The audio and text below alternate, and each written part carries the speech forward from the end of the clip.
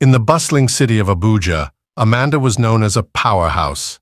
A top executive in one of the most prestigious real estate firms, she had fought her way to the top with brilliance and determination. She was the kind of woman young girls looked up to, independent, stylish, and successful. But success came with a price. Amanda's home was a mansion in Jabi, beautifully furnished but emotionally empty. Her husband, Collins, was a calm, soft-spoken man who once stood proudly by her side.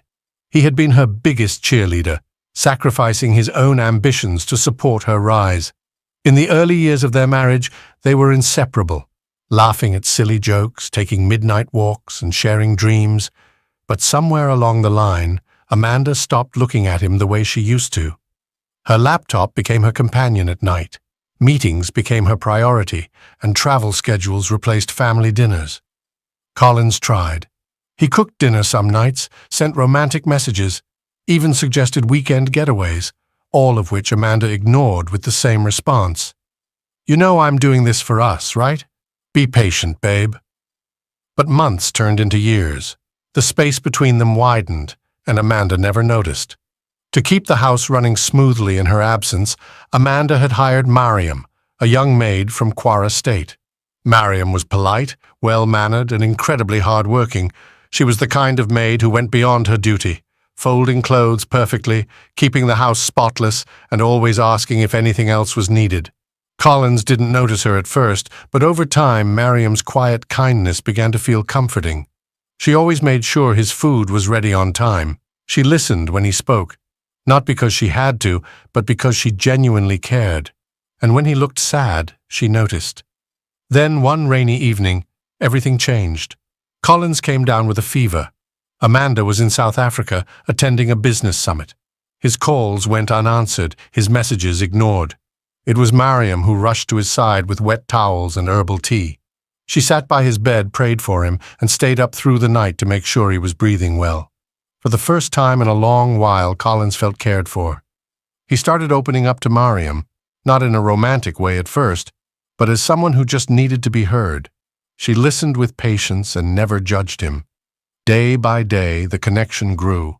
Amanda returned 5 days later, straight from the airport to a Zoom meeting.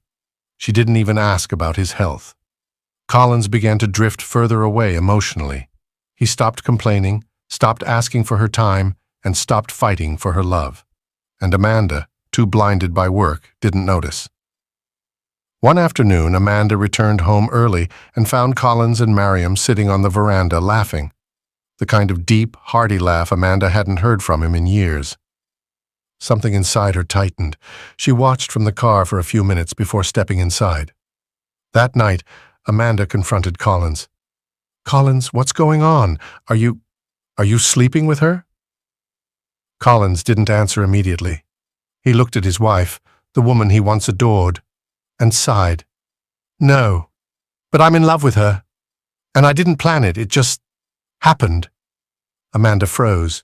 "She's a maid. You're my husband." Collins's voice was calm. "Exactly, I'm your husband, not your employee, not your colleague, your husband. And I felt invisible for the past 3 years. I begged for your time, Amanda. I waited, but you were always too busy. Mariam didn't steal me. You gave me away." Tears filled Amanda's eyes.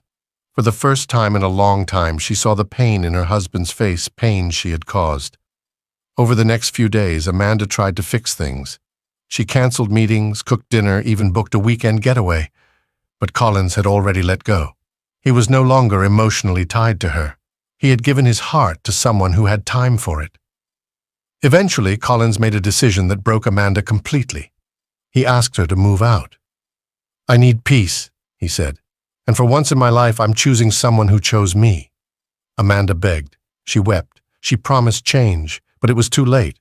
Her husband had moved on, not out of lust, but out of emotional starvation. As Amanda packed her bags, she looked around the house she had furnished with luxe never filled with love, and she realized something devastating. She had gained the world but lost her home. Mariam didn't wear expensive clothes or speak with big grammar, but she had the one thing Amanda forgot to give attention and care. Amanda now lives in a smaller apartment, alone, successful, but hollow. People still admire her on the outside, but they don't know the truth. Behind her power and prestige is a woman who sacrificed her marriage at the altar of ambition. Love doesn't always die through conflict. Sometimes it quietly fades away through neglect. Value the ones who are always there before someone else does. Don't forget to subscribe, like, comment, and share this story with someone who needs to hear it.